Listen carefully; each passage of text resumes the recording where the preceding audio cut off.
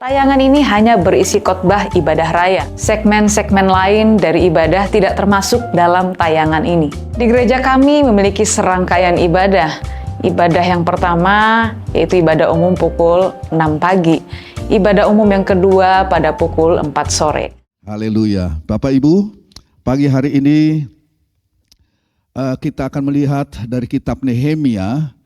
Dan kita tahu bahwa Nehemia ini ditugaskan untuk membangun kembali tembok daripada kota Yerusalem yang sudah dibakar oleh musuh pada saat itu oleh Raja Nebukadnezar. Dan saudara, setelah 70 tahun maka Allah mengutus beberapa pemimpin untuk memulihkan kembali kota Yerusalem, di antaranya adalah Nehemia. Dan saudara, yang menarik dalam pembangunan tembok kota Yerusalem ini adalah bahwa pembangunan ini melibatkan yang namanya keluarga. Saya hendak fokus kepada keluarga pada pagi hari ini. Sekali lagi, pembangunan tembok kota Yerusalem yang sudah hancur terbakar itu ya dibuat secara bersegmen begitu ya. Jadi keluarga yang rumahnya dekat dengan bilang saja bagian A daripada tembok tersebut, itulah mereka yang akan membangun. Mereka bertanggung jawab ya di depan daripada rumah mereka, di mana tembok itu ada, mereka lah yang bertanggung jawab. Jadi setiap keluarga bertanggung jawab membangun bagian tembok yang di dekat rumahnya ya. Mari kita baca pada pagi hari ini Nehemia pasal 4 ayat 13 dan 14. Nehemia 4 ayat 13, maka aku tempatkan rakyat menurut kaum keluarganya dengan pedang, tombak dan panah di bagian-bagian yang paling rendah dari tempat itu, di belakang tembok, di tempat-tempat yang terbuka. 14, ku amati semuanya, lalu bangun berdiri dan berkata kepada para pemuka dan para penguasa dan kepada orang-orang yang lain, jangan kamu takut terhadap mereka. Ingatlah kepada Tuhan yang maha besar dan dahsyat, dan garis bawah ini, berperanglah, atau dalam bahasa Inggris, berjuanglah untuk 1, saudara-saudaramu, 2, untuk anak-anakmu lelaki dan anak-anakmu perempuan, dan 3, untuk istrimu, dan 4, untuk rumahmu. Kita lompat ke ayat yang ke-20, Nehemia 4 ayat yang ke-20. Dan kalau kamu mendengar bunyi sangkakala di suatu tempat, berkumpullah ke sana mendapatkan kami, garis bawah ini, Allah kita akan apa saudara?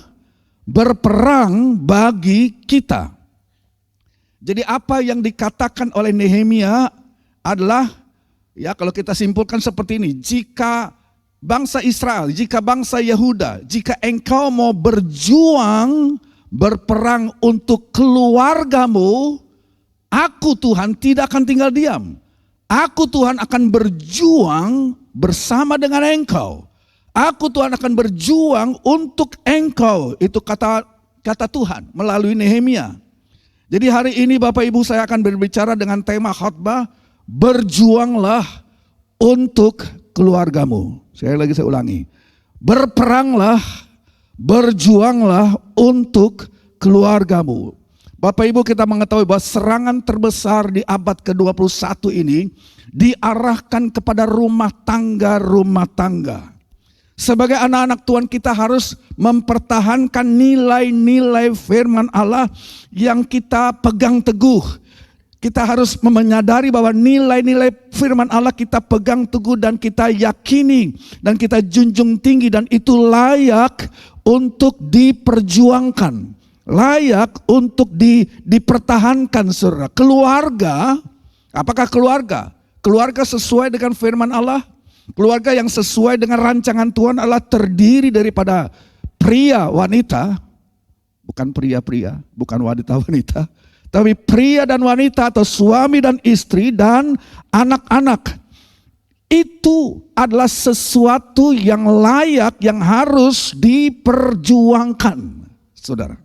Ya, pernikahan adalah sesuatu yang layak, worth it untuk diperjuangkan. Rumah tangga saya dan saudara adalah sesuatu yang layak diperjuangkan. Kita harus membela, Kita harus berdiri dan berjuang untuk anak-anak kita. Kita harus rela berdiri dan berjuang untuk pernikahan kita. Kita harus rela berdiri dan berjuang untuk rumah tangga kita, untuk nilai-nilai dari firman Allah yang sudah kita percayai. Kita harus pertahankan dan perjuangkan itu. Kita harus berperang. Kenapa? Karena serangan terbesar di abad ke-21 ini datang ditujukan kepada rumah tangga. Dan Nehemia menghadapi perlawanan, Bapak Ibu. Di dalam dia membangun tembok daripada kota Yerusalem, dia punya musuh-musuh, ya. Ada banyak musuh-musuhnya. Nah saudara, tetapi Nehemia di pasal yang kedua dia berkata kepada musuh-musuhnya di pasal 2 ayat 20. Dia bilang begini, kalian musuh-musuh, kalian tidak punya bahagian di tempat ini. Kalian tidak punya bahagian di sini. Ya, Nehemia berkata, kami sedang membangunkan tembok kota kami. Dan kami sedang membangunkan rumah keluarga kami, rumah kami. Karena saudara, pembangunan tembok itu berhubungan dengan pembangunan rumah tangga juga yang bertanggung jawab membangunkan tembok di muka mereka, di dekat mereka. Dan kepada para musuh itu, Nehemia berkata, ya, kalian itu tidak punya bagian di kota ini. Kota ini bukan milik kalian, kota ini milik kami. Ini rumah-rumah kami, ini keluarga-keluarga kami. Dan kami yakin, kata Nehemia, bahwa Allah semesta langit, Dia yang akan berperang bersama dengan kami. Dialah yang akan menolong kami. Dia yang akan membuat kami berhasil. Dan kami berkomitmen kepada keluarga kami. Kami berkomitmen kepada rumah tangga kami. Kepada rumah-rumah kami. Itu Nehemia pasal 2 dan pasal 4. Bapak Ibu, zaman sekarang saya kira dua hal utama, ya, kita harus menetapkan dua hal utama di dalam kehidupan kita. Yang pertama adalah komitmen kepada Tuhan, dan yang kedua adalah komitmen kepada keluarga. Dua hal di zaman akhir ini yang kita harus perhatikan dan komitmenkan dan perjuangkan adalah pertama-tama komitmen ke atas kepada Tuhan, dan yang kedua adalah komitmen kepada pernikahan saudara. Komitmen kepada keluarga saudara. Sebab kalau ada celah sedikit saja dalam komitmen kepada Tuhan atau komitmen kepada keluarga, ada bolong, ada celah sedikit, dan iblis musuh itu akan mau masuk dan merusak dan memecah-mecah itu semua, Bapak Ibu. Ya, Tuhan berkata, tetapi kepada Nehemia Tuhan bilang begini, jika kalian mau berjuang untuk saudara-saudaramu, jika kamu orang-orang Yahudi mau berjuang untuk anak-anak lelakimu, mau berjuang untuk anak-anak perempuanmu, untuk istrimu, untuk rumahmu, ya, maka aku pun akan berjuang untukmu. Aku pun Tuhan akan berperang untukmu. Itu kata Tuhan. Jadi Nehemia membangun kembali tembok itu dan tidak peduli tantangan apa yang dihadapi. Ada tantangan dari luar, ada tantangan dari dalam. Saudara, menarik kalau saudara membaca saudara kitab Nehemia. Nehemia terus membangun, tidak pandang, tidak peduli apa yang musuh barangkali telah berhasil lakukan dalam hidupnya. Tidak peduli apa musuh yang sudah berhasil mungkin masuk ke dalam daripada bangsa Yahudi, saudara. Tidak peduli apa yang musuh telah lakukan terhadap keluarga saudara. Tidak peduli apa yang musuh sudah lakukan terhadap rumahmu. Tapi Nehemia tetap membangun. Dia tidak mau dikalahkan dengan itu. Tembok kota Yerusalem yang memagari dan melindungi rumah tangga yang ada. Seluruh warga Israel, warga Yehuda itu harus dibangunkan. Jadi ada sesuatu yang layak kita perjuangkan. Ada sesuatu hal yang layak untuk saya dan saudara perjuangkan. Sekali lagi, keluarga saudara layak untuk diperjuangkan. Dan saya tahu tidak mudah, ya. Tidak mudah untuk menjaga keluarga itu tetap utuh. Tidak mudah membesarkan anak-anak saudara di zaman sekarang ini. Ya, sepertinya segala sesuatu sedang difokuskan dan diarahkan iblis untuk menyerang keluarga. Tapi saat saya dan saudara seperti Nehemia memutuskan bahwa keluarga ini nggak bisa dibiarin. Keluarga ini jangan take for granted. Keluarga ini layak diperjuangkan dan Tuhan berkata, aku pun akan berperang. Aku pun akan berjuang untuk bersama dengan engkau. Jadi Bapak Ibu, berjuanglah untuk keluargamu. Berjuanglah untuk pernikahanmu. Jangan menyerah. Berjuanglah untuk istrimu. Berjuanglah untuk suamimu. Berjuanglah untuk anak-anakmu, karena iblis sedang bekerja keras. Dia mau menghancurkan gereja. Itu tujuan utamanya. Tetapi saudara, dia tidak bisa menghancurkan gereja. Perhatikan, iblis tidak bisa menghancurkan gereja tanpa terlebih dahulu saudara menghancurkan rumah tangga. Sebab gereja terdiri dari rumah tangga. Sebelum ada gereja harus ada rumah tangga dulu. Betapa pentingnya itu rumah tangga, Pak. Dan iblis sedang fokus ke sana di zaman akhir ini. Saudara, apakah institusi pertama saudara yang ada? Negara bukan yang pertama yang ada. Ya, bangsa bukan yang pertama yang ada. Tuhan tidak membangunkan bangsa. Tuhan membangunkan pertama apa? Sebuah keluarga di Taman Eden. Jadi institusi pertama sebelum ada bangsa, institusi pertama sebelum ada negara adalah keluarga. Dan sebelum ada gereja, ada keluarga.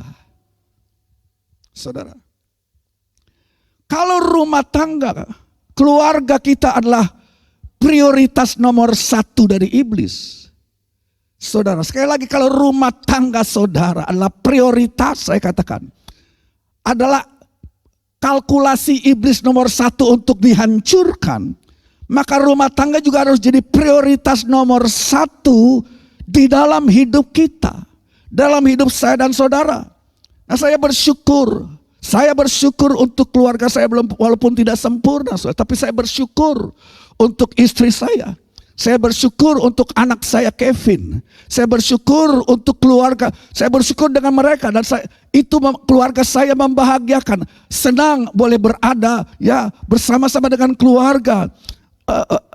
Bercanda, saudara, having fun, berdoa bareng. Ya, walaupun saya mengatakan bahwa keluargaku juga belum sempurna, tapi saya bersyukur untuk itu semua. Jadi Bapak Ibu, saya mau bilang begini, nikmatilah keluargamu. Ya, cintailah keluargamu. Kenapa? Karena musuh berusaha sekuat tenaga untuk memecah belah dan menghancurkannya. Musuh ingin membuat keluargamu sengsara. Musuh ingin membuat pernikahanmu, saudara, menderita. Musuh ingin merusak hubunganmu dengan anak-anak saudara. Ya, tapi jangan kita bodoh. Kita tidak boleh bodoh terhadap tipuan-tipuan dari si iblis, sebab Alkitab menelanjangi, membuka saudara rancangan tipuan iblis yang mau ditujukan saudara untuk merusakkan rumah tangga. Ya. Dan Alkitab saudara berkata bahwa kita berjuangnya bukan seperti dunia ini. Dunia berjuang dengan kebencian. Kita, umat Tuhan, berjuang dengan cinta. Kita berjuang dengan kasih. Ada amin, saudara? Bukankah kitab suci berkata, ini selalu saya bacakan dalam acara pernikahan, dalam upacara pernikahan, hai suami, apa? Hai suami, kasihilah istrimu. Cuma kasih suami kepada istri ini ada parameternya, seperti katanya Yesus Kristus sudah mengasihi kita. Seperti Yesus pengantin pria itu sudah mengasihi dan berkorban bagi pengantin wanitanya, itulah saudara saya, gerejanya. Saudara, saya mau bilang begini, ya. Suami adalah semacam band pengikat rumah tangga. Sekali lagi, suami adalah band pengikat rumah. Band itu semacam tali, ya, semacam lingkaran pengikat rumah yang menahan rumah itu nggak runtuh. Ya, sekali lagi, saudara, Suami adalah tali pengikat, lingkaran pengikat rumah yang menahan rumah itu menjadi tetap utuh. Dan kita berjuangnya itu dengan kasih. Kita berjuangnya itu dengan cinta, dan ini perintah Tuhan secara khusus untuk para pria. Untuk para suami, hai suami, kasihilah. Kasihilah. Saudara,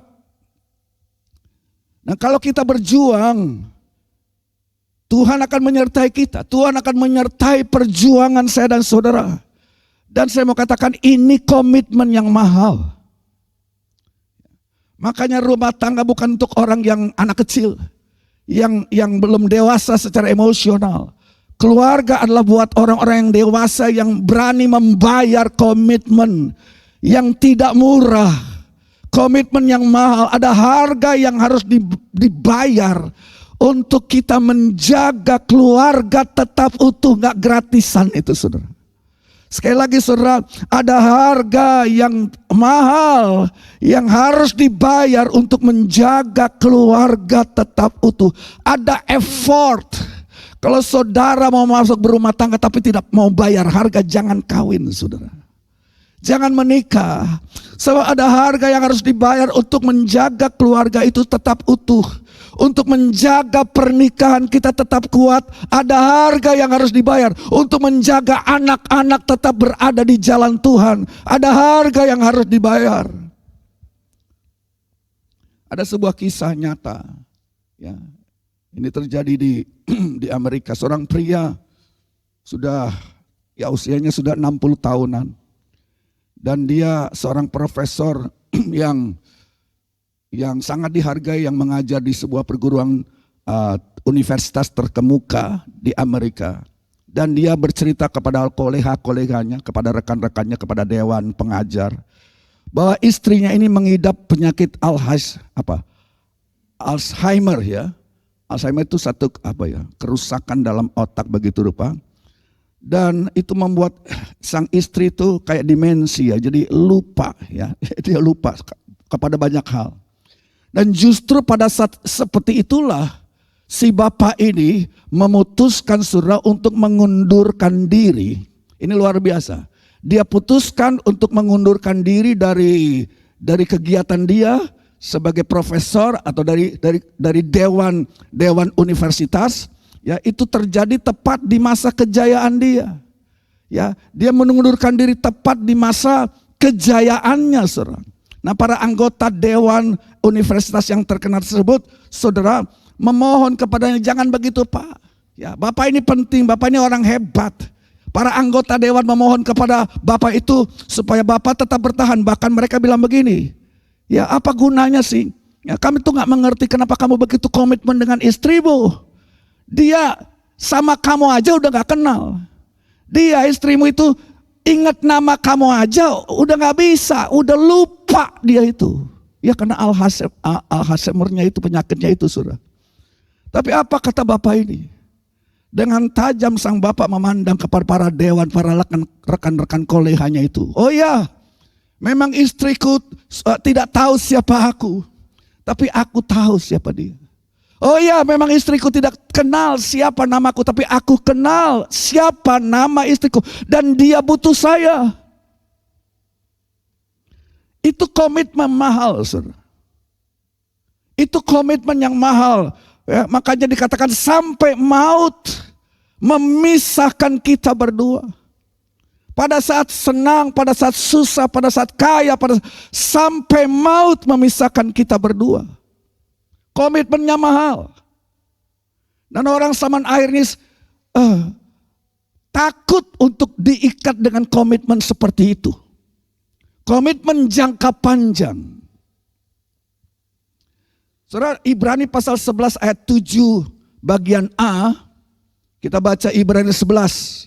Surat Ibrani 11 ayat 7a. Karena iman, maka Nuh dengan petunjuk Allah tentang sesuatu yang belum kelihatan, dengan taat mempersiapkan bahtera untuk apa, saudara? Garis bawah itu, Nuh mempersiapkan bahtera, bukan istrinya yang siapkan bahtera.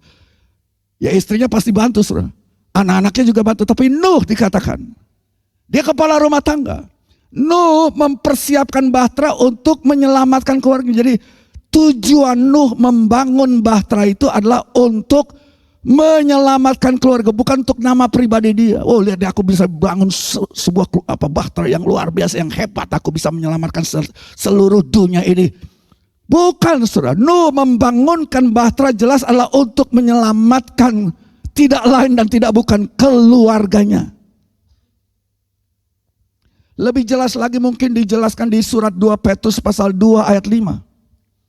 2 Petrus pasal 2 ayat yang kelima saya bacakan. Dan jikalau Allah tidak menyayangkan dunia purba, tetapi hanya menyelamatkan Nuh, pemberita kebenaran itu, dengan 7 orang lain, ketika ia mendatangkan air bah atas dunia orang-orang fasik.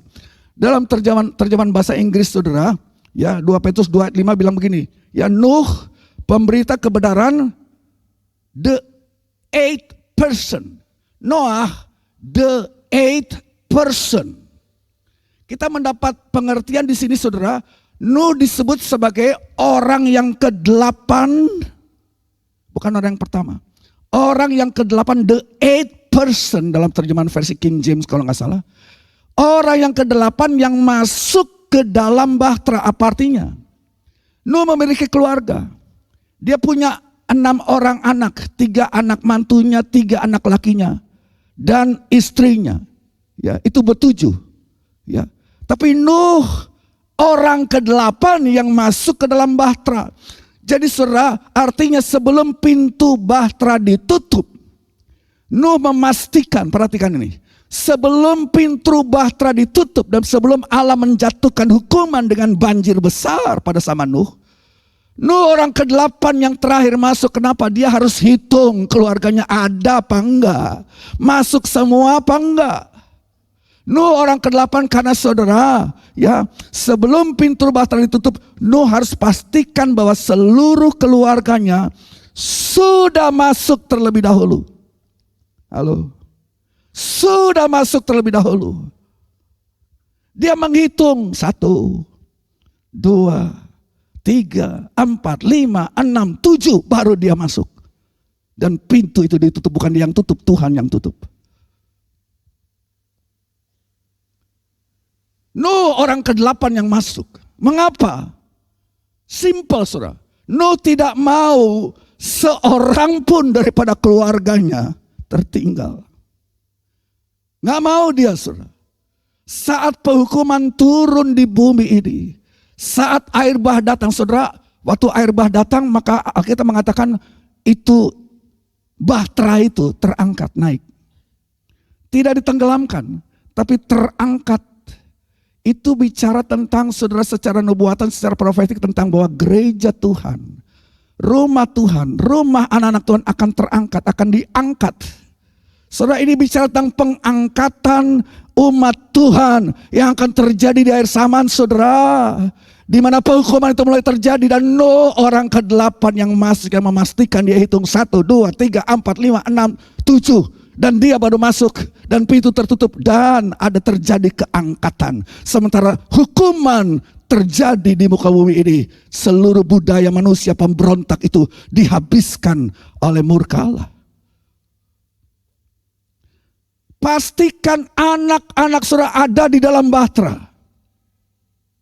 Nuh orang terakhir yang masuk. Dia memastikan bahwa semua anak-anaknya, semua keluarganya sudah aman di dalam Bahtera. Dan itulah panggilan saya dan saudara. Itulah panggilan kita berjuang untuk keluarga kita. Saudara, saya mau bilang begini, jangan serahkan tanggung jawab itu kepada pendeta. Itu urusan pendeta. Salah. Halo, para suami, para istri, jangan serahkan itu urusan gereja. Oh, urusan apa? Nah, kan kita punya program kepemudaan yang hebat. Ya, kami dari pihak gereja akan berusaha sedapat mungkin, saudara, membuat program-program yang boleh memperlengkapi, itu tugas kita. Tapi kita nggak bisa lempar itu kepada gereja saja. Kita nggak bisa lempar itu kepada pendeta saja. Kita tidak bisa mengandalkan semata-mata seminar ini, seminar itu, mengandalkan program pemuda, memegang kegiatan gereja ini dan itu. Jadi serahkan saja itu atau serahkan saja kepada istri lah. Saya mah kerja. Serahkan kepada ibu rumah tangga. Oh Tuhan demikian. Para ayah perhatikan ini tugasmu. Ini tugas saudara. Pastikan keluargamu ada dalam bahtera keselamatan itu. Nuh membangunkan itu untuk keselamatan keluarga. Saya senang dengan perkataan Yosua, saudara, yang sama-sama terkenal kita ingat. Tetapi aku, dia katakan, siapa yang ngomong ini? Bukan istrinya Yosua. Tetapi aku Yosua, dan seisi rumahku kami akan beribadah.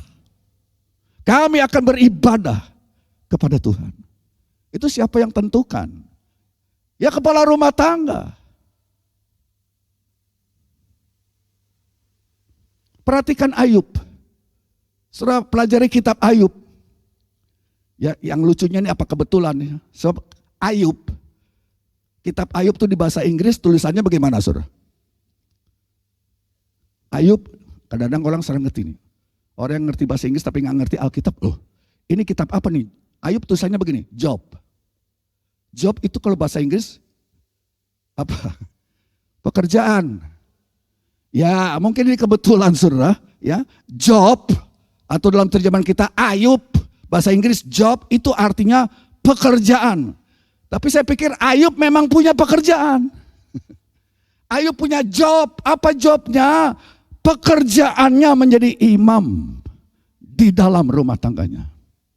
Pekerjaannya menjadi imam di dalam keluarganya. Coba kita lihat Ayub pasal 1 ayat 5. Itu job Ayub.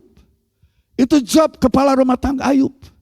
Ayub 1 ayat 5, setiap kali hari-hari pesta itu telah berlalu, Ayub memanggil mereka ini anak-anaknya ya. Dan menguduskan mereka. Keesokan harinya pagi-pagi bangunlah Ayub. Lalu mempersembahkan korban bakaran sebanyak jumlah mereka sekalian. Sebab pikirnya mungkin anak-anakku sudah berbuat dosa dan telah menyangkal Allah dalam hati. Demikianlah dilakukan Ayub senantiasa. Coba perhatikan Ayub ini. Saudara, dikatakan setiap hari senantiasa Ayub itu bangun pagi-pagi. Dia bikin mezbah. Makanya saudara tiap pagi kita harus punya mezbah. Gereja ini terbuka untuk saudara datang di rumah pun bergabung. Kami siapkan morning call hari Sabtu. Morning call saudara, saya sendiri yang pimpin. Kenapa? Saya mengerti saudara urgensi ini. Setiap hari itu Ayub bangun mezbah. Dan dia mempersembahkan korban sesuai dengan jumlah anak-anaknya. Dan dia lakukan itu terus menerus. Bayangkan, saudara, coba bayangkan Ayub itu punya 10 anak. Tiap pagi dia bangun, anak yang pertama gak tahu namanya siapa. Dia sembelih entah kambing, ya domba dia sembelih, dia persembahkan kepada Tuhan. Dan dia sebut nama anaknya di situ. Selesai anaknya kedua, ambil lagi domba, dia sembelih. Darah dicurahkan dan dia sebutkan nama anaknya itu. Satu persatu saudara. Saya boleh bayangkan saudara ya, dengan setiap korban, dari korban pertama, korban kedua, ketiga sampai ke 10 yang dikorbankan Ayub seakan-akan berkata, setiap darah yang ditumpahkan di atas mezbah itu seakan-akan Ayub berkata, hei engkau roh jahat, pergi daripada rumah tanggaku. Hei engkau roh jahat, pergi daripada anak-anakku. Hei engkau roh yang mungkin mau mengembangkan hubungan-hubungan yang gak benar terhadap keluargaku. Hubungan yang salah, pergi daripada keluargaku. Hei engkau narkoba, pergi daripada keluargaku. Hei engkau pergaulan salah. Hei engkau pornografi. Hei engkau alkohol, pergaulan bebas. Dengan setiap saudara curahan darah dan doa tiap pagi bagi tiap anak-anak anggota keluarga Ayub. Ayub berdoa seperti itu.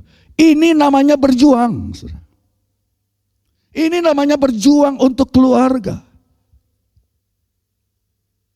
Nah mungkin orang bilang, itu cara kuno. Itu cara kuno. Cara yang berhasil sekarang kita harus pergi ke psikolog. Ya, saya nggak mengecilkan, saudara. Ya, mereka mempunyai ilmu dan mereka belajar, saudara. Ya, saudara bisa percaya dan membaca buku-buku psikologi untuk bagaimana mengatasi ini, bagaimana mengatasi. Saya tidak anti itu, saudara. Tapi kadang-kadang celakanya, saudara, kita baca seorang atau buku, kita percaya lagi kepada buku psikologi yang ditulis oleh seorang yang kawin aja belum, saudara. Bahkan gak punya anak lagi, bagaimana, saudara? Mereka tidak mengerti itu pergumulan dalam rumah tangga, tapi tulis buku, teori aja. Kita mau kembali dan percaya kepada kitab, segala kitab itu, saudara. Firman Allah. Semua persoalan, semua kejiwaan itu ada dalam firman Tuhan, saudara. Dan kita kembali kepada apa yang diajarkan. Dan jangan katakan itu kuno, itu kuno. Ya, kadang-kadang yang kuno itu lebih berhasil daripada yang modern.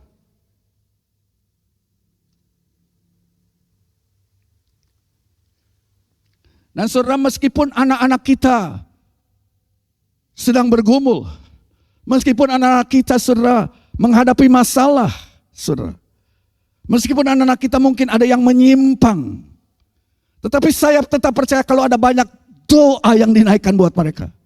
Kalau ada cukup doa, cukup banyak doa yang dinaikkan buat mereka. Kalau ada cukup banyak darah dan korban yang dipercikkan di atas hidup mereka. Kalau ada cukup banyak syafaat yang kita taburkan di atas hidup mereka, kekuatan neraka tidak mungkin menahan mereka lagi. Saudara, kalau kita berjuang, Tuhan pun akan berjuang bersama dengan kita. Jika engkau berjuang untuk keluargamu, dan Tuhan itu janjinya akan berjuang bersama dengan saudara. Saudara, kita tidak mau membiarkan dunia sudah membesarkan anak-anak kita, jangan. Jangan dunia ini membesarkan, jangan Hollywood membesarkan anak-anak kita, saudara. Jangan biarkan pergaulan jahat membesarkan anak-anak kita. Kita harus membesarkan anak-anak kita, saudara. Kita harus menempatkan mereka di mezbah doa kita. Ayub meletakkan anak-anaknya di mezbahnya. Ayub meletakkan keluarganya, Ayub meletakkan istrinya dan anak-anak di atas mezbah. Dan dia melakukan tugas itu, nggak Senin Kemis, terus menerus. Itu tugas kita. Kita menudungi keluarga itu dengan doa. Dan yang jangan bilang itu, katakan itu kuno, itu kuno. Banyak orang gagal dalam perjuangan. Tapi jika ada satu hal di dunia ini yang layak diperjuangkan, apa itu? Itu keluarga saudara. Nah, Alkitab bercerita tentang sepasang suami istri yang jahat. Namanya Ahab, raja di Israel, kerajaan utara, dan istrinya Izebel. Ini pasangan jahat, saudara. Suami istri yang jahat yang hidup tidak takut akan Tuhan. Dapat saudara lihat di 2 Raja-Raja pasal 10. Tidak ada waktu untuk kita membaca, tapi kesimpulannya begini, saudara. Pasangan ini punya 70 keturunan. Ada 70 anak, cucu, mungkin cicit, 70. Tapi perhatikan, saudara, ketika penghakiman datang, 70 daripada anak, cucu, dan cicit dari pasangan ini yang jahat, habis semua. Saudara, keluarga mereka seperti dihapus dari sejarah. Seluruh keluarga 70 anak ini dibunuh. Semuanya. Jadi ini keluarga sirna dari sejarah.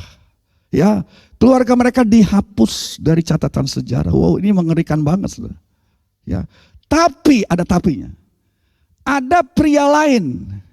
Ada keluarga yang lain dalam Alkitab. Saudara bisa lihat di 1 Tawari pasal 26. Ini lain lagi. Ini lawannya.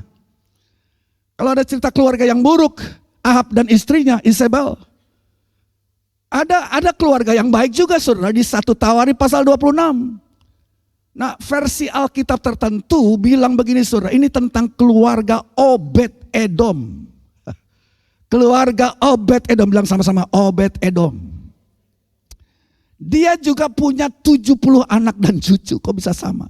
Ada yang tulis 68, tapi ada beberapa terjemahan tulis 70 anak dan cucu daripada Obed Edom. Kita nggak tahu nama istrinya siapa, tapi yang kita tahu bahwa Obed Edom menampung selama kalau nggak salah 3 bulan tabut perjanjian itu ditaruh oleh Daud di dalam rumah tangga Obed Edom.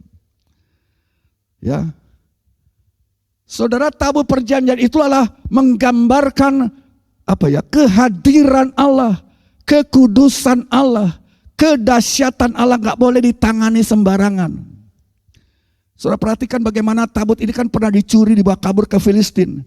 Tapi bagaimana tabut Allah ini memporak-porandakan orang Filistin. Kenapa? Karena orang Filistin tidak tahu cara bagaimana menangani tabut kekudusan Allah. Mereka kira itu seperti dewa-dewa biasa. Ya, dan saudara tahu ceritanya bagaimana Allah menghukum orang-orang Filistin. Mereka sembarangan dan tidak mengerti bagaimana menghadapi tabut yang suci. Bahkan Daud sendiri pun harus belajar lagi, sebab tabut ini sudah mendatangkan kecelakaan. Ya, waktu ditaruh di atas gerobak, saudara kan, yang kita tahu gerobak itu miring dipegang oleh siapa itu namanya tuh, dan akibatnya Tuhan murka dan kematian terjadi. Itu begitu ngeri. Tabut Allah di perjanjian lama itu begitu suci dan kudusnya sehingga penanganannya pun nggak main-main, saudara. Coba saudara bayangkan, ya. Lantas herannya si Daud ini, Raja Daud bilang, aduh, ini tabut ini sakti mandraguna. Kita harus belajar lagi bagaimana menangani tabut ini supaya jangan salah penanganan. Ya, selama 3 bulan si Daud raja itu titip ini tabut ke rumah seorang yang bernama Obed Edom. Dan Alkitab cuma mencatat begini, selama 3 bulan tabut Allah yang ada di rumah Obed Edom, itu rumah diberkati Tuhan. Itu rumah diberkati, entah bagaimana caranya diberkati, mungkin bisnisnya flourish, ya, mungkin ayamnya tuh yang biasanya sehari cuma bertelur cuma 2, sekarang total 10, saudara. Gak tahu bagaimana, pokoknya ada berkat Tuhan di atas kehidupan mereka. Dan pasti Obed Edom sudah mengajar suami, istrinya, anak-anaknya, tabut Tuhan ini kita harus hargai. Dia dititip, ditaruhkan di rumah kita. Mari ya, kita hidup benar, kita hidup kudus, mari hidup takut akan Tuhan. Dia katakan itu kepada keluarganya dan Alkitab katakan itu berhasil. It's work. Sebab dikatakan Allah memberkati rumah tangga Obed Edom selama 3 bulan itu. Tabut ada di situ. Tabut adalah kursi dari tempat kedudukan Allah Israel. Saudara. Jadi perhatikan, 70 keturunan Obed Edom semuanya dijamah oleh Allah. Semuanya dilawat oleh hadirat Allah, diberkati. Alkitab berkata bahwa tidak satu pun dari mereka yang gagal. 70 anak ini. Ya, semuanya melayani Tuhan di bait Allah. Jadi saudara perhatikan, berkat ini mengalir dari generasi ke generasi. Dari generasi ayahnya Obed Edom terus kepada anak-anaknya. Bapaknya melayani Tuhan, anak-anaknya juga diberkati dan semuanya ada melayani Tuhan, saudara. Jadi sekali lagi Bapak Ibu, saya cuma mengatakan kita mau berjuang. Jangan kecilkan itu keluarga, jangan masa bodoh dengan keluarga. Teruslah terlibat saudara dalam kehidupan rumah tangga. Teruslah terlibat dalam sesibuk apapun saudara. Ambillah waktu untuk mendoakan anak-anak, untuk mendoakan istrimu saudara. Ya, kalau saudara perlu menegur, tegurlah dengan cinta. Ya, mungkin anak-anak tidak langsung mau menerima, mungkin mereka memberontak, mereka berkilah dan sebagainya. Tapi kita mau terus berdiri di atas kebenaran firman Tuhan, walaupun itu barangkali menyakitkan. Ya, tidak sesuai dengan value dalam dunia ini. Tapi berjuanglah untuk apa yang benar, untuk nilai yang benar yang kita sudah pegang.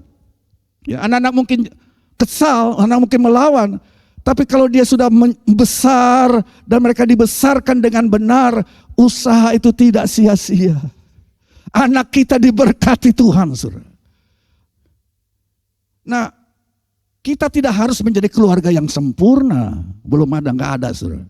Keluarga yang sempurna.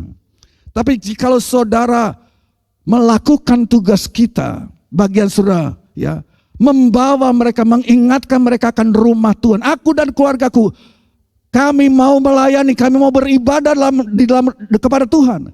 Kalau saudara mau membangun rumahmu seperti Obed Edom, menampung hadirat Allah yang kudus itu, ada sesuatu yang yang bekal terbesar yang kita dapat wariskan kepada anak kita bukan hanya harta kekayaan, saudara. Tapi bekal terbesar yang kita bisa wariskan adalah, saudara, kehadiran Tuhan di dalam kehidupan mereka.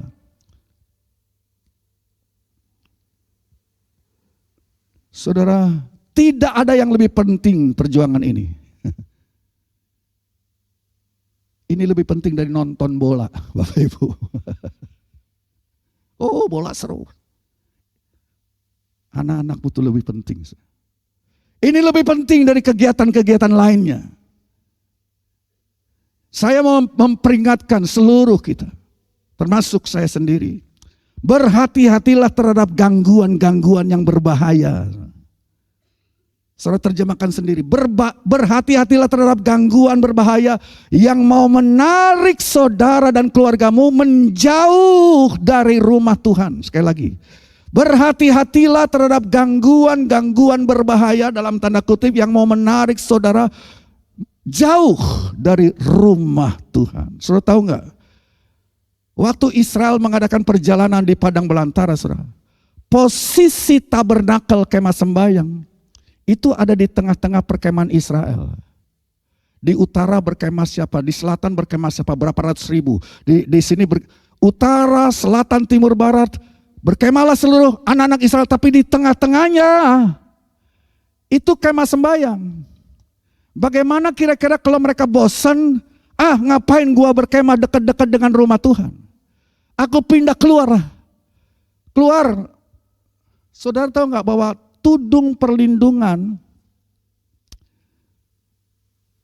kan ada tiang awan, tiang api itu adanya di mana, saudara? Itu ada pas, itu tiang awan dan tiang api itu berdiri tepat di ruang Maha Kudus dari kemah pertemuan. Di sekitar itulah bangsa Israel berkumpul. Kalau mereka keluar jauh, mereka tidak ada dalam perlindungan itu.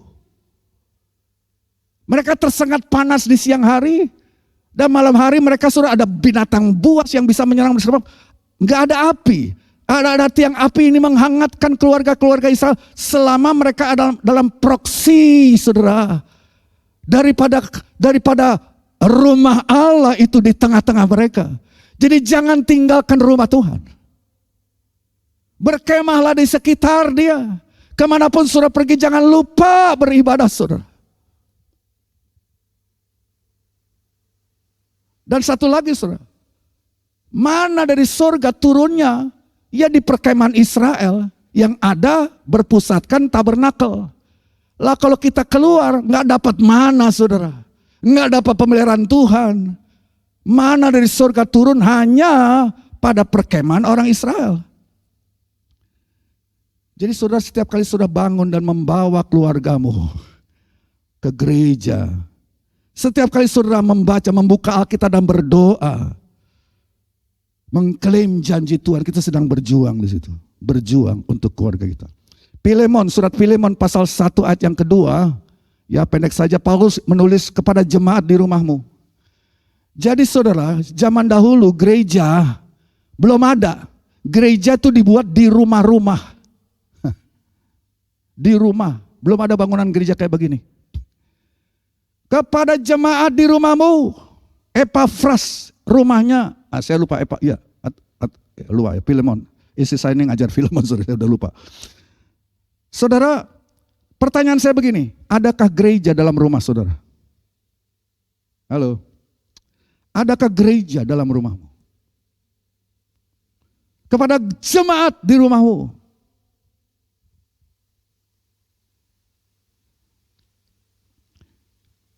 Kita harus jadikan rumah kita juga semacam gereja kecil. Ya. Rumah bagi Tuhan. Dan itu memang butuh perjuangan. Tapi kalau kita mau berjuang, Tuhan tidak akan tinggal diam. Dia akan bertindak. Ya. Jadi hari ini saya mau menyemangati, mengingatkan kita semua. Mari, ya jangan menyerah. Ya, ya, saudara.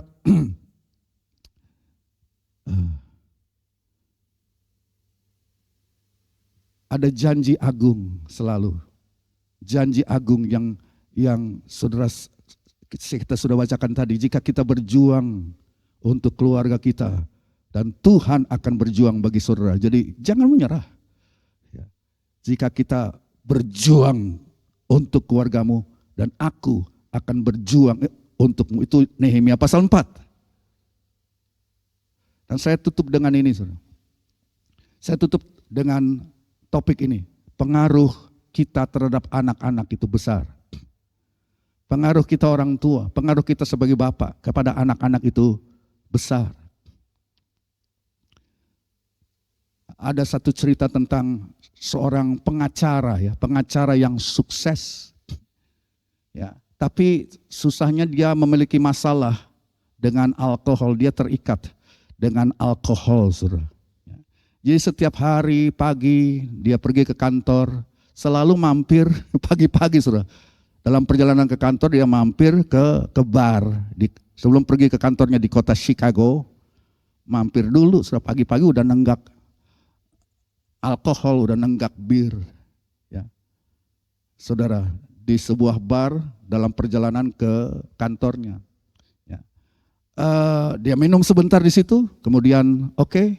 Udah rasa enakan, dia lanjutkan perjalanan ke tempat pekerjaannya. Setiap hari dia lakukan itu. Pada satu hari, satu pagi, saudara, dia keluar rumah, dia nggak sadar. Anaknya tanpa sepengetahuan mamanya keluar rumah juga, menyelinap keluar rumah, mengikuti dia diam-diam dari belakang. Dan itu musim bersalju. Saudara mungkin pernah mendengar kisah ini.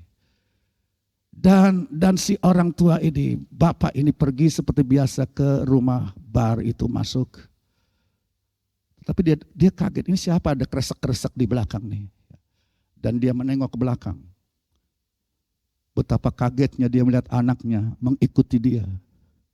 Dan herannya ada jejak-jejak bekas kaki sang bapak. Pas ditaruhkan kaki anak itu, dia ikuti betul. Dia taruh kakinya di situ. Semedot, saudara, orang Jawa bilang, ini bapak melihat anaknya seperti demikian. Dia kaget, saudara. Ya, dia kaget dan dikatakan bahwa dia tersentak dalam hatinya. Dia langsung lari memeluk anak itu, lari bendong anak itu, bawa pulang ke rumah, taruh di pangkuan ibunya, dan dia pergi ke lantai bawah, ke rumah yang paling bawah, saudara. Dan dia berlutut berdoa, berseru kepada Tuhan. Dia berlutut menangis dan berdoa dan berkata, Tuhan, tolong aku. Aku tidak mau membiarkan jejak langkahku ini membawa anakku ke bar. Aku mau jejak langkahku membawa anakku kepadamu, bukan ke tempat yang lain. Saudara, betapa jejak langkah kita itu sangat berpengaruh, saudara. Kemana arah jejak langkah kakimu para pria? Kemana jejak langkah kakimu para wanita, para keluarga, para orang tua? Sebab anak-anak kita melihat dan mengikuti dan menaruhkan kakinya pada jejak-jejak itu. Saat kita berada mungkin nanti di ranjang kematian sebelum kita menghembuskan nafas terakhir. Satu-satunya yang akan benar-benar berarti apa, saudara? Adalah apakah dengan bangga kita dapat berkata bahwa kita sudah menaruhkan jejak-jejak kaki yang menuntun keluargaku ke arah yang benar. Kemana jejak kakimu menuntun keluargamu? Jika itu saudara menuntun keluarga saudara kepada Yesus, kepada kehidupan yang mengutamakan Tuhan di atas segalanya, saya mau katakan itu warisan terbesar yang dapat saudara berikan, saudara. Ada lagu sekolah minggu, ya kan kita tahu lagu sekolah minggu, ya katanya ini untuk anak sekolah minggu, tapi saya pikir juga untuk kita orang dewasa. Hati-hati gunakan kakimu, hati-hati gunakan kakimu. Allah Bapa di surga melihat ke bawah, hati-hati gunakan kakimu. Bisa dikembangkan lagi, hati-hati gunakan matamu, hati-hati gunakan tanganmu. Kenapa, saudara? Sebab ada mata kecil, ada kaki kecil yang akan ikut kaki besar kita. Ada mata kecil yang akan mengikuti mata besar kita. Ada tangan kecil yang akan mengikuti tangan besar kita. Haleluya. tembok ini masih bisa dibangun, saudara. Tembok ini pada akhirnya berdiri. Nehemia berhasil membangun tembok tersebut. Saya tidak panjangkan firman Allah, mari kita bangkit berdiri.